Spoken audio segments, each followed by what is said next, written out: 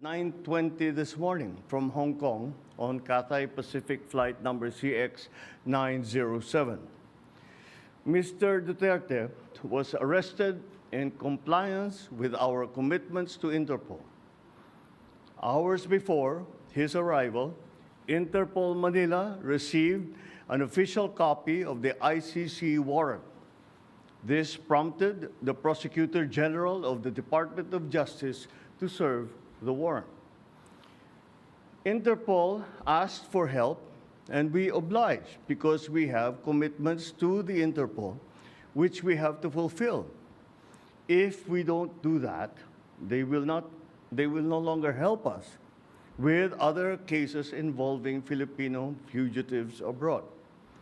This is what the international community expects of us as the leader of a democratic country that is part of the community of nations. So I'm sure that the details that surround this what has happened today are familiar to you. I just wanted to make very, very clear and give you the facts for the departure of former President Duterte from the Philippines. Thank you. Thank you very much, Mr. President. Kanina po ay nagpaabot ng tanong ang mga miyembro ng Malacanang Press Corps at atin po itong sasagutin. Question number 1. Mr. President, meron po bang pisikal na kopya ng warrant of arrest laban kay dating Pangulong Rodrigo Duterte mula sa ICC? Oh, meron. This came in. Actually, it came in. I received it from Secretary Remulla. I received it at 3 a.m. last night, and I looked at it, and we went back and forth. 6:30, he wrote me again, and he said, "We have it already. We have the warrant of arrest from Interpol." And I said, "Okay, we'll put all our plans into place, and sige, let's proceed as we had discussed." Now that's what happened. So yes, there is a very clear document that will explain that will explain the basis on how we conducted this arrest of former President Duterte. Sir, is it okay if we give them copies of the arrest warrant, photocopies of the arrest warrant? Will that be possible? Do we have limitations on that? We have the limitations, but we can. We have here the SILG, who has been, of course, part and parcel of the entire operation. We will provide the PCO with a digital copy. It has been attested by the Secretary of Justice and the Department of Justice as a lawful and legal warrant. We will publish it after this press conference, and you can use it as reference. These are, it's very simple. It's a request to the Philippine government from Interpol to enforce the arrest warrant.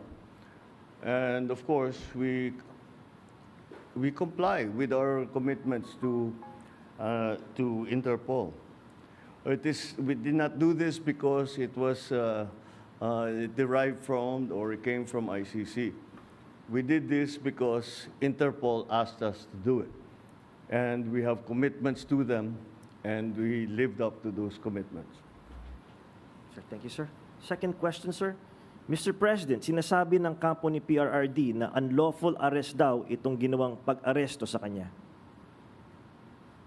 Well, we followed every single necessary procedure. We had a very good basis on which to serve that warrant and to read him his rights.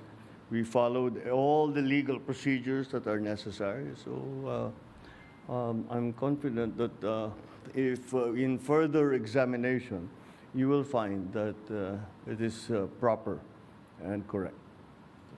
Sir, third question from the MPC. Mr. President, may violation ba ito sa ating soberanya, itong pagkakaaresto kay dating Pangulong Duterte?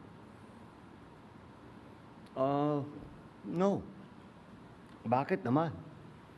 Dahil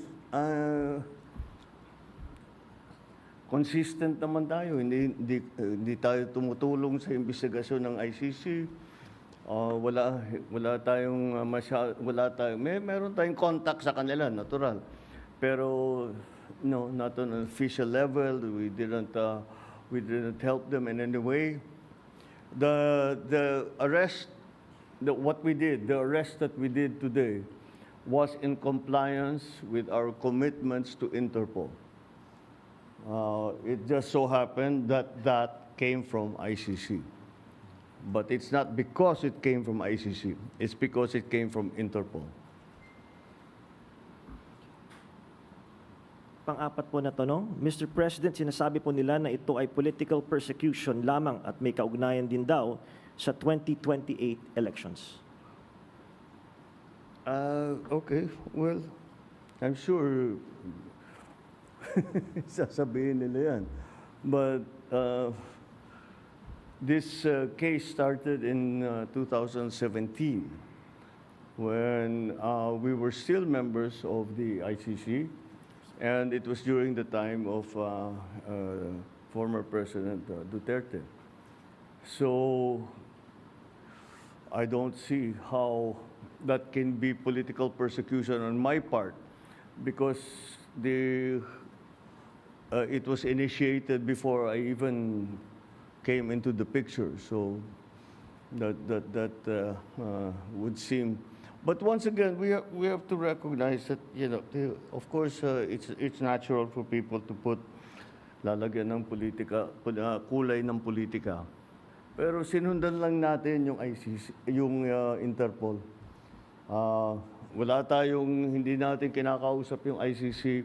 Marami silang hinihingi sa atin ng mga dokumento, wala kaming binigay. Yun lamang, hindi natin mahindian ang Interpol. Pag sinabi sa atin, tulungan nyo kami, kailangan namin kunin itong taong ito. Dahil, kung maalala ninyo, lahat ng mga tumakas dito sa Pilipinas, kagaya ni Alice Go, kagaya ni Arnie Tevez, kung sino-sino pa, pati naman yung mga human trafficking sa Myanmar, pati sa mga madadamay. Sinong tumulong sa atin para makita natin yung mga ating kababayan na inaapi at ginagamit sa masamang paraan? Ang Interpol.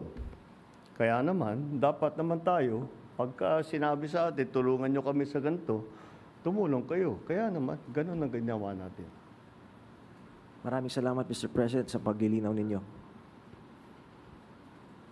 You want to ask another question? Take one question, sir. All right, sure. Sir, there are calls for people power. There are, in fact, as we speak, protest actions ongoing. Would you like to address the supporters of the former president? The supporters of the former president? Well, you know, again, the government is just doing its job. Wala namang, it's not because it's one person or another that we do the things that we do.